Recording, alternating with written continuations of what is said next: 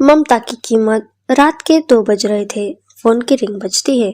26 साल का आनंद नींद से जागकर बड़ा खुश होकर फोन को रिसीव करता है। खुश इसलिए होता है क्योंकि उसकी नई नई गर्लफ्रेंड बिना टाइम देखे कभी भी उसे कॉल कर देती थी।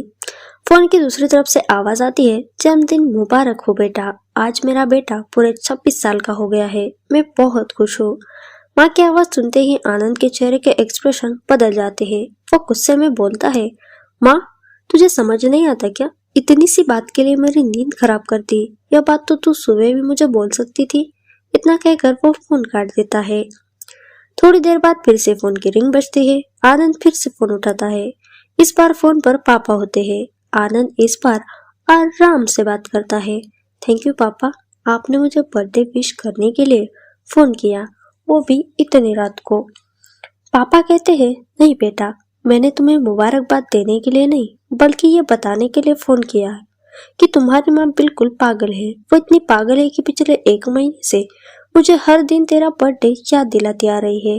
वो इतनी पागल है कि तू हमसे सैकड़ों किलोमीटर दूर है, फिर भी उसने यहाँ पर खुद अपने हाथों से तेरे लिए केक बनाया है। ऊपर से ये जिद कर बैठी है कि जब तक तुझे विश नहीं कर देती तब तक न खुद खाना खाएगी न मुझे खाना खाने देगी।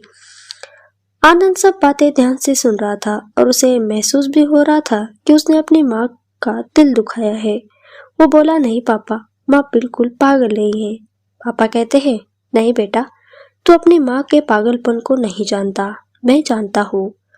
वह तो 26 साल पहले ही पागल हो गई थी जब डॉक्टर ने उसे कहा था, हम या तो बच्चे को बचा सकते हैं या आपको। उसने बिना 1 सेकंड भी सोचे बच्चे को बचाने का फैसला ले लिया और मुझे भी कसम देकर उस फॉर्म पर साइन करने के लिए मना लिया था जिस पर लिखा था उसकी जिंदगी इस ऑपरेशन से खतरे में होगी और अगर उसे कुछ होता है तो उसके जिम्मेदार डॉक्टर नहीं होंगे। अब तू ही बता, बिना तुझे देखे जो औरत तेरे लिए मरने को तैयार हो जाए उसे हम पागलपन नहीं तो क्या कहेंगे? इतना कहकर पापा ने भी फोन रख दिया। आनंद ने भी यह सब महसूस किया था कि वह जो कर रहा था वो भूल नहीं बल्कि गुनाह था। हाँ, एक बार किसी इंसान को दुख दो तो कोई बात नहीं, लेकिन भगवान को दुख देना गुनाह भी होता है और माँ भगवान से कम नहीं होती। पश्चाताप के आंसू उसकी आंखों से बह निकले।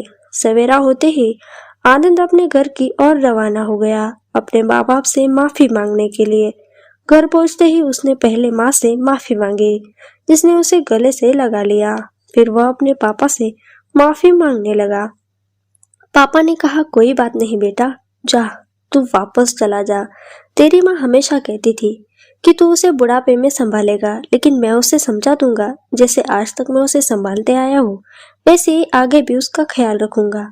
उसे भी ये समझ लेना चाहिए, जो बेटा उसके फोन करने से परेशान हो जाए वह उसे उम्र पर क्या संभालेगा।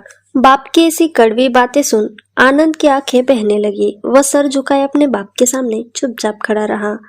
अपने बेटे को परेशान देख माँ आगे आती है और पापा को कहती है, जाने दीजिए ना, माफ कर दीजिए, हमारा ही तो बेटा है। माँ की ममता का मोल न कोई लगा पाया था, न कोई लगा पाएगा। 9 महीने प्रसव की पीड़ा सहन करके हमें नई जिंदगी नई दुनिया में लाने वाली माँ ही हमारी हर गलती को माफ कर देती है। दोस्तों, कहानी पसंद आई हो तो लाइक, शेयर और चैनल पर नए हो तो सब्सक्राइब जरूर कीजिए।